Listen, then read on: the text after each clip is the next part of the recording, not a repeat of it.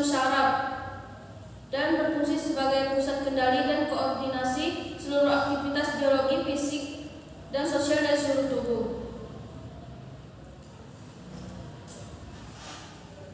Kecerdasan manusia tidak hanya ditentukan semata oleh jumlah sel otak yang ia miliki, tetapi lebih ditentukan oleh seberapa banyak koneksi yang bisa terjadi di antara masing-masing sel otak. Sel otak dapat memiliki kemungkinan koneksi mulai dari 1 hingga 20.000 koneksi.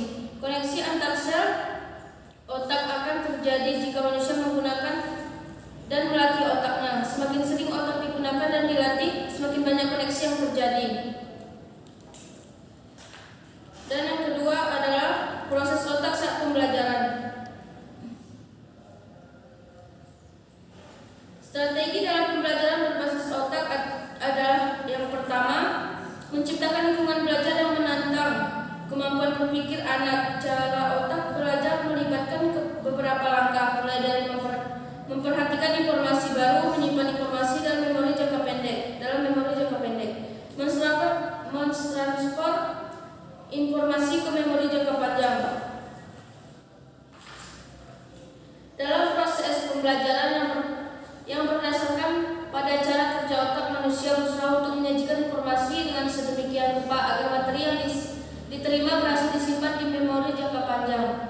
Maka proses pembelajaran harus bersifat masuk akal dan mempunyai arti bagi peserta belajar.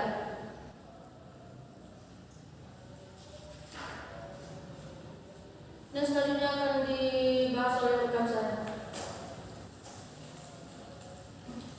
Selanjutnya yaitu memori. Definisi dari memori adalah kemampuan untuk mengkode, menyimpan, mempertahankan, dan mengingat informasi atau pengalaman masa lalu pada otak manusia.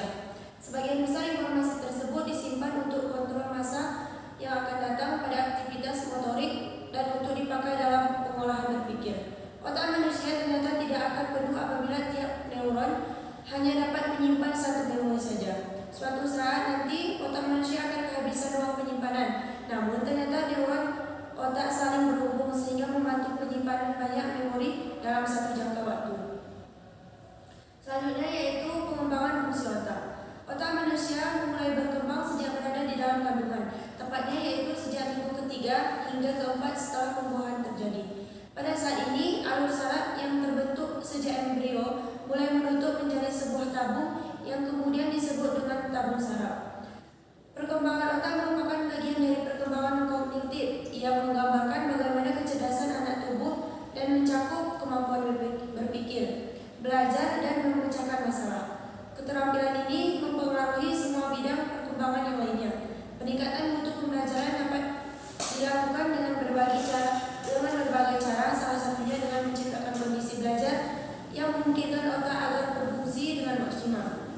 Salah satu upaya untuk memaksimalkan fungsi otak dalam proses pembelajaran adalah dengan merancang metode belajar yang memadukan ruang-ruang dan alam bebas serta penggunaan musik ketika proses belajar dan mengajar berlangsung.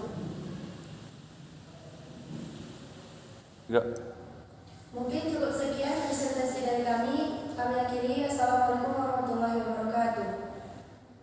Cukup sekian presentasi dari kami. Kami akhiri. Assalamualaikum warahmatullahi wabarakatuh. Waalaikumsalam warahmatullahi wabarakatuh.